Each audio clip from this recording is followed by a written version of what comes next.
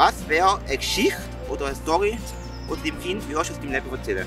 Und die hat einfach Spass gehabt an diesem YouTube-Video, dass es quasi wie das letzte Mal war im Leben, wo die Person gelacht hat. Dann ist das etwas mega Schönes und darum kann ein einzelner Like oft mehr bedeuten als 100'000 Dislikes. Ich gebe dir die Frage zurück.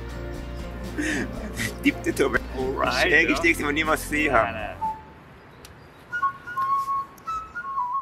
Hallo zusammen, das ist Rilo mit.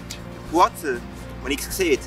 Wir sehen einfach gar nichts, das blenden uns so sehr, aber nichtsdestotrotz gutes Neues. Ja, wir haben idiotische Fragen uns aufgeschrieben für die jeweils andere. Wir haben 45 Sekunden Zeit für eine Antwort.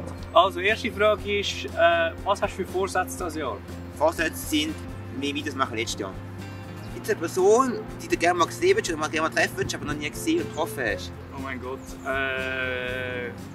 Eigentlich momentan nicht. Ich habe alle getroffen, die ich treffen wollte. Und ich habe sogar die getroffen, die ich nicht treffen wollte. Also von dem her, ich weiss nicht, was ich treffen soll. Ja, so viele Leute wie möglich an den Events. Einfach, dass wir Spass haben und die Leute auch Spass haben. Aber grundsätzlich habe ich 45 Minuten eingegeben und 45 Sekunden. Geil! Die zweite Frage ist, warum hast du so einen langen Namen? Purzel wird doch lange. Einer hat einen langen Namen gegeben, weil ich eigentlich etwas mit Fußball machen. Vorhin hatte ich einen anderen Namen gehabt. Der hat mal gerade so Super League Highlights. Ja. Und der ist einfach nur noch nicht mehr Super League gewesen. Irgendwann hat es nicht mehr Super League geheißen, hat es einen Sponsor bekommen, Liga. Und es sind drauf ein Portfolio verleiht, weil es mir Mini-Highlights sind, die ich euch zeigen will. Okay. Und darum heißt es einfach so drauf. Ja. Angenommen, alle Tiere könnten sprechen und man könnte sie verstehen. Welches Tier denkst du, ist das unhöflichste? Keine Ahnung, ich würde spontan sagen Katzen.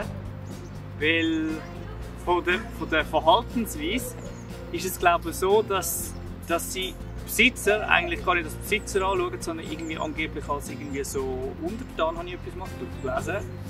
Oder so, einfach so, dass sie der Chef sind halt daheim. Gibt es eigentlich eine richtige Antwort?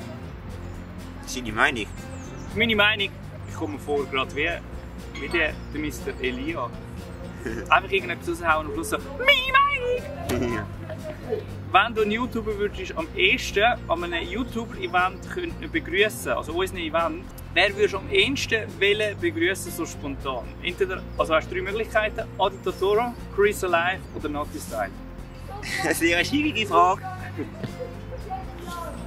Nicht so ein Typ, der irgendwie als Vorbild sieht oder sonst irgendwas. Ich auch nicht. Ich finde es mal cool, die Leute, die ich noch nie gesehen habe, wie zum Beispiel die 3, machen wir mal das Kennenlernen. Ja. Neutral. Das finde ich schön. Nein, ich weiß nicht, wer nicht, ja, nee, ganz spontan. Frage Nummer 3. Angenommen, du würdest YouTube machen. Und ich dort eine Person begrüßen, die du noch nie gesehen hast.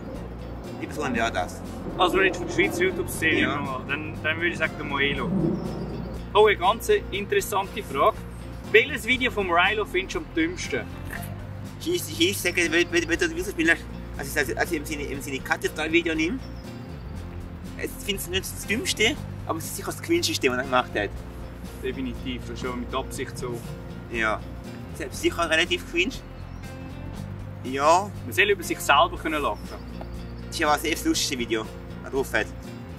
Hat auch viel Überwindung gebraucht. Der restliche finde ich sehr seriös.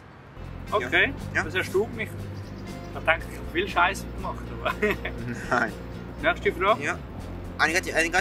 Die anders wiederum gekehrte Frage zu deiner Frage ist, auf welches Video von dir selber bist du am meisten stolz drauf? Oh mein Gott, es gibt ja viele Videos, wo ich gar nicht online geschaltet habe. Also weißt, zum Beispiel habe ich mal eine Hochzeit fotografieren und filmen. Auf das bin ich sicher mega stolz.